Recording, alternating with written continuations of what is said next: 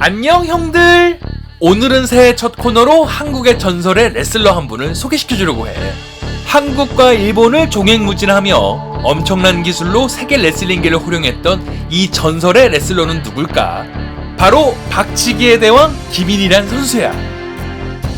1950년에 터진 6.25 전쟁이 끝나고 그때부터 황폐화된 국토를 살리기 위해 우리 할아버지의 아버지 세대에는 참으로 힘든 시기를 보냈지. 1965년대에 들어서 경제 및 산업 발전에 힘들고 노곤한 시기임에도 한국 레슬링계에 김인 선수가 있었기에 가족들과 마을 사람들이 TV 앞에 도란도란 모여 앉아 레슬링 이야기로 꽃을 피울 정도로 그의 인기는 참으로 대단했었어.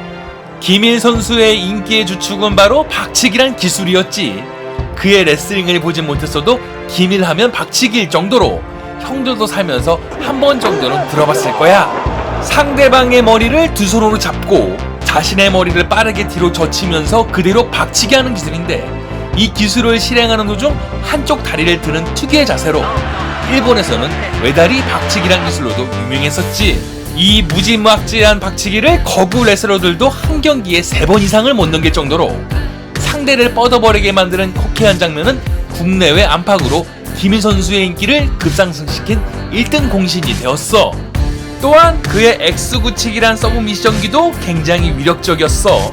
호랑이를 맨손으로 때려잡는 사나이란 기믹으로 그가 항상 입고 나오는 범이 그려진 가운은 상대방을 주눅들게 만들기에 충분했지.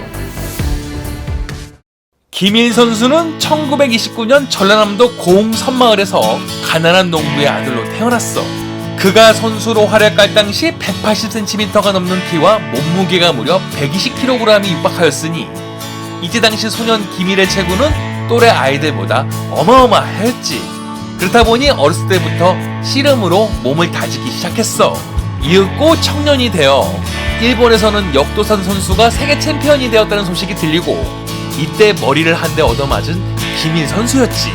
이후 그에게 레슬링을 배워야겠다는 생각밖에 들지 않았고 프로레슬링이야말로 자신의 인생을 걸만한 꿈이라고 생각했었어. 1956년 27살의 나이에 청년의 패기 하나로 역도산의 레슬링 잡지 하나를 몸에 품은 채 일본으로 밀항을 했고 동경으로 가는데 성공했으나 적발이 되면서 감옥 생활을 하게 되었어. 타국에서의 돌연 감옥 생활이라 두려움과 공포를 엄습했지만 무엇보다도 슬펐던 것은 역도산이란 사내를 만나기도 전에 이런 일이 벌어졌으니 안타까울 따름이었지. 타국의 힘든 복역 생활은 그의 의지를 꺾지 못했고 썩은 동아줄이라도 잡는 신용으로 매번 역도산에게 편지를 쓰면서 꿈을 다졌지만 그의 주소를 몰랐던지라 편지 겉봉에 쓴 글자는 동경 역도산 고작 5글자에 지나지 않았어. 제대로 구색이 갖춰지지 않은 편지가 역도산 선수에게 전달될 것은 만무한 일이었지. 1년여간 타국 감옥 생활로 초췌해진 그는 모든 것을 포기해야 되나 싶었지만 그러던 중 갑자기 석방이 되었고 그가 출소하자마자 환하게 웃고 있던 사람은 바로 꿈에 그리던 역도산이란 선수였어. 정말 기적같은 일로 매번 그에게 편지가 전달되면서 역도산 선수는 그의 열정에 감동하게 되었고 그때 당시 일본 최고의 레슬러였던지라 이윽고 자신의 명예를 보증으로 감옥에서 풀려난 김일 선수였던 것이었지. 그 이후 5개월간 도장에서 밥을 짓거나 빨래, 청소를 하는 등 허드렛 일을 했지만 역도산의 1세대 제자가 된 것으로도 김일 선수는 행복했었어. 혼자서 몰래 연습하는 등 성실한 모습으로 역도산의 총애를 받는 그에게 주어진 레슬링 기술은 바로 박치기였지. 이 박치기란 기술은 그냥 주어진 기술이 아니었어. 스승인 역도산이 자신의 제자가 레슬러로 성공할 수 있는 방법을 밤낮으로 고민했고 그 누구도 하기 꺼려했던 박치기야말로 남들과 다른 모습으로 레슬링계에 성공할 수 있을 거라는 스승의 판단이었지. 이 이후부터 김인 선수는 혹독한 훈련으로 머리를 단련하며 레슬링 기술 등을 교육받기 시작했어. 이윽고 1년 후인 1958년 드디어 일본 무대에 데뷔하게 된 김일이었지만 한국인 레슬러라는 이유로 악역을 주로 맡았고 패하기 일쑤였지. 이때 스승인 역도사는 그에게 또 다른 선물을 하나 준비하는데 바로 맨손으로 호랑이를 때려잡는 사나이 오오키 킨타로라는 닉네임이 바로 그것이었어. 링 위에서 주눅들지 말고 자신감을 가지라는 의미로 이 멋진 닉네임을 지어준 스승의 마음을 알고 더욱 의지를 굳건하게 다졌지.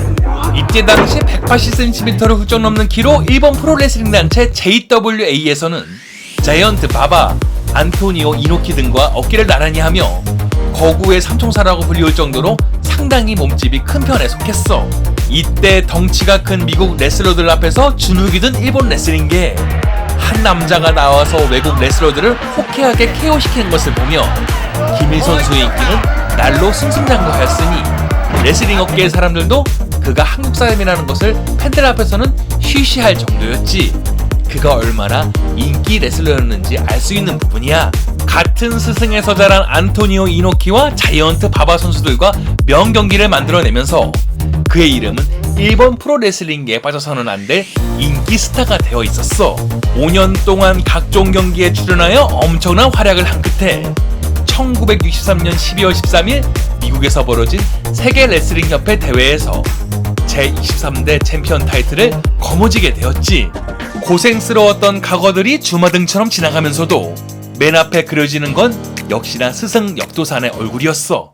이 기쁜 소식을 스승 역도산에게 제일 먼저 알리고 싶었지만 같은 날 그의 스승은 야쿠자에게 봉변을 당하고 말았지.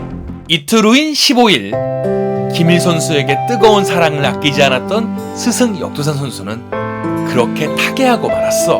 스승의 죽음으로 인한 슬픔을 지으며 계속적으로 일본 무대에서 명경기를 만들어내면서 활동을 하였고, 이 이후 1965년 일본 프로레슬링을 나와 고국으로 귀국해 한국 레슬링의 중심축으로 활약하기 시작하였지. 이미 장영철 및 청규덕 선수가 국내에서 프로레슬링 기반을 다져놓은 터라 김일 선수의 귀국은 한국 레슬링 인기의 불쏘시개 역할을 하게 되었어. 7월에는 김일 선수가 일본 정상급 선수들을 불러들여 극동 헤비급 선수권 쟁탈전을 주최할 정도로 한국과 일본 프로레슬링 교류에 앞장서기 시작했지. 한국 선수로 김일, 장영철, 천규덕 등 한국 내 주축이 된 스타들 등 10여 명이 출전하였고, 일본에서는 역도산의 제자 4명이 출전해 이때 경기를 벌였어. 천규덕 선수는 아쉽게도 요시노 사토 선수에게 패배하고 말았지만 김일 선수는 이때 초대 챔피언 자리에 올랐지. 이 이후에도 김일 선수는 쌓아 올린 인맥을 통하여 각국 선수들을 영입해 대회를 열었고, 그렇게 프로레슬링 인기가 날로 높아지게 되었어. 1965년 11월 27일 장충체육관에서 벌어진 장영철과 일본 오코마 선수와의 경기. 장영철이 승리를 거두어야 할 경기에서 오코마 선수가 이를 무시하고 보스턴 크랩이라는 기술을 가했고, 이를 지켜봤던 장영철의 후배들이 경기에 난입하여 오코마 선수를 병가 의자로 내리치는 사건이 발생하였어. 경기가 아닌 실제 난투극이 벌어지며 경찰이 출동하는 모습까지 발생하였지. 이때 또한 국내 레슬링을 세운 청규덕, 장현철 중심의 국내파와 엄청난 인기와 함께 국내에 들어온 김일 선수를 중심으로 한 유학파가 신경전으로 대립할 때인지라 이 사건은 일파만파 커지게 되었어. 더군다나 장영철을 조사하던 경찰과 언론이 기사거리를 만들어내기 위해 프로레슬링은 쇼다라는 제목으로 레슬링을 폄하하는 기사를 내보내는 등 레슬러들에 대한 위신을 크게 떨어뜨리게 되었지. 국외적으로는 이번 일로 일본 레슬링과의 교류가 차가운 국면에 들어가고, 레슬링을 부정적으로 바라보았던 사람들에게는 더욱 싸늘한 외면을 받았지. 무엇보다도 아쉬운 것은 한국 프로레슬링계의 1세대 주자인 김일과 장영철이 이 사건 이후로 아예 등을 돌리게 된 일이었어. 그러나 다행인 것은 이러한 불미스러운 사건이 있었음에도 한국 팬들의 레슬링 열기는 좀 채 식을 줄 몰랐지. 이 이후 김일 선수는 그의 무적 박치기로 헤비급 챔피언, 오라시아 챔피언, 세계 헤비급 챔피언에 등극하는 등 맹활약을 펼쳤어. 70년도에는 200kg에 육박하는 엄청난 체구를 자랑하는 압둘라 부차라는 선수와 경기를 해 사람들의 이목을 집중시키기에 충분했지. 김일 선수의 제자 이왕표 선수의 등장으로 프로레슬링에 대한 열기는 어느 때보다 뜨거워져 있었어. 이로써 1970년대는 한국 프로레슬링 인기에 정점을 찍게 되었지. 그러나 1972년에는 그가 다시 일본으로 돌아가게 되는데, 안토니오 이노키 선수와 자이언트 바바 등 걸출한 스타들이 모두 탈퇴한 일본 프로레슬링 JWA는 김일 선수에게 러브콜을 할 수밖에 없었어. 이때 신일본 레슬링과 전일본 프로레슬링 등 신성 단체들이 강성하면서 이미 기울어져가는 JWA 단체였지만, 자신에게 아낌없는 사랑을 주었던 스승이 몸담은 기관인 만큼 그는 의리를 지키기 위해 다시 일본으로 향했지. 김일 선수의 열정에도 불구하고 일본 프로레슬링 단체는 기어코 문을 닫게 되었어. 이 이후에는 전일본 프로레슬링, 신일본 프로레슬링, 국제 프로레슬링 등에서 경기를 치루었지만 예전의 명성만큼의 활동은 아니었지. 그러나 1914년 45살의 나이로 신일본 프로레슬링에 열린 안토니오 이노키와의 NWF 헤비급 타이틀전에서 김일 선수는 안타깝게 패했지만 이 둘은 신일본 프로레슬링 역사에 남을 명경기를 만들어내면서 그의 건재함을 보여주었어. 이었고 1975년 안토니오 이노키는 일본 사시미로, 김일 선수는 한국 뚝배기란 이름으로 점철된 한일 간의 대결이 국내 장충체육관에 벌어지게 되었고, 이것은 실로 어마어마한 이벤트가 아닐 수 없었지. 전국 각지에 몰려든 팬들로 장충체육관 주인은 인산인해가 될 정도였으니 이때 당시 레슬링은 한국을 대표하는 스포츠라 말할 수 있었어. 그러나 레슬링에 대한 이런 뜨거운 열기는 1980년대 이후로 침체기에 들어가게 되는데, 프로레슬링에 굉장히 우호적이었던 제4공화국이었지만 1980년대 전 정권의 차별성을 부각시키는 데 노력한 전두환 정권이 출범하였으니 이때 프로레슬링에 대한 원조나 지원은 줄어들었고, 더군다나 축구, 야구 등 구기 종목과 복싱 종목 등 각종 스포츠들의 확산이 이루어지면서 레슬링의 입지는 점점 좁아지게 되었지. 이렇듯 점점 한국 레슬링은 한때 큰 스파크를 터뜨리긴 했지만 그것을 이어가지 못하고 내리막길을 걷게 되었어. 김일 선수는 1989년 고혈압 투병 이후 선수 생명이 끝난 지 오래였지만 1995년 4월 2일 도쿄돔에서 은퇴식을 가졌어. 이 은퇴식이 얼마나 대단했었냐면 신일본, 전일본 등의 최고의 프로레슬링 단체들이 함께한 일본 내 가장 흥행했던 꿈의 가교라는 대회에서 벌어진 그것이었으니 가히 전설의 프로레슬러다운 면모였지. 전설의 선수 루테즈가 밀어주는 휠체어를 타고 등장하여 스승 역도산 등과의 일화를 얘기하고 그의 은퇴를 알리는 10번의 공이 울리며 이내 레슬링의 전설은 뜨거운 눈물을 흘리게 되었어. 2000년도에도 한국에서도 안토니오 이노키와 명경기를 치루었던 레슬링의 성지 장충체육관에서 은퇴식을 가지고 체육훈장 메모장을 수여받는 등 뜻깊은 자리가 마련되었지. 선수 생활 박치기의 후유증으로 뇌혈관 질환을 앓게 되었고, 오랜 기간 동안 병마와 싸우다 2006년 10월 26일 한국 레슬링의 별은 그렇게 지고 말았어. 약 3,000번의 국내외 경기를 해 세계 타이틀을 20차례 따낼 정도로 엄청난 기록을 만들어내었고, 지금도 김일 선수라고 말하면 외국 레슬러 업계에서도 알아줄 정도로 엄청난 업적을 낳은 스타이기도 하였지. 희대의 라이벌이자 일본인들의 우상인 레슬링 전설인 안토니오 이노키와는 정말 절친으로 유명하였어.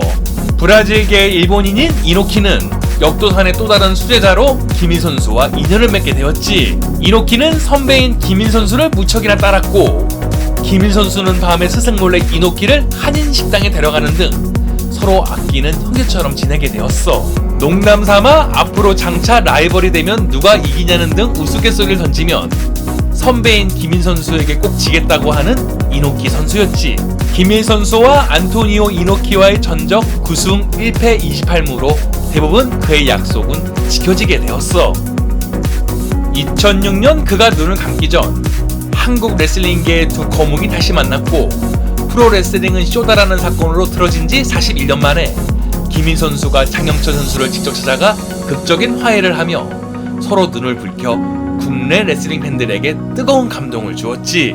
프로레슬링 팬이었던 고 박정희 대통령이 국민들에게 꿈과 희망을 준 것에 감사하고자 김일 선수를 직접 청와대에 불렀고 소원이 무엇이냐고 물어보자 자신의 고향인 거금도에 전기 공급을 요청했던 마음 따뜻한 사나이 김일 선수. 그로 인해 밤마다 어두웠던 거금도에는 환한 불빛이 밝혀지게 되었지.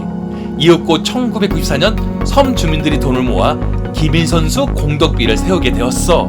김일 선수가 한차 한국 레슬러의 붐을 일으킨 시기 그의 극심한 가뭄이 들었고, 자신이 모은 돈으로 그때 당시 귀했던 양수기를 50대를 직접 제작하여 정부에 기증할 정도로 나라를 생각하는 마음 또한 남달랐지. 한 기자가 그에게 인터뷰를 하며 물어보았어. 프로레슬링은 짜여진 각본으로 진행하냐며 그의 생각을 묻는 질문에 김일 선수는 조용히 미소를 머금고 대답을 하고 있었지. 이렇듯 그의 레슬링 인생도 한편의 드라마였어. 가난한 집안에서 태어나 큰 포부로 일본으로 무작정 넘어갔던 한 청년. 엄청난 우여곡절과 시련이 있었지만 그 모든 것을 끈기와 인내로 이겨내고 레슬링 정상을 달아난 김일이라는 선수가 있었지. 국내에서도 프로레슬링 부흥을 위해 힘썼고 자신보다 큰 거구의 선수들과 우여곡절 끝에 박치기로 이기는 경기는 그때 당시 힘들고 지친 국민들에게 희망과 용기를 주기에 충분했어. 경제개발로 힘든 하루하루를 보낸 우리 할아버지 할머니, 그리고 가깝게는 아버지 어머니에게 꿈과 희망을 안겨주었던 김일 선생님의 호쾌한 박치기 기술을 우린 절대 잊지 못할 거야. 김일 선수에 대한 이야기나 좋아하는 레슬러 있으면 언제든지 댓글 달아주길 바래. 다음에도 형들이 좋아하는 레슬러로 찾아올게. 그럼 다음 시간까지 바이바이.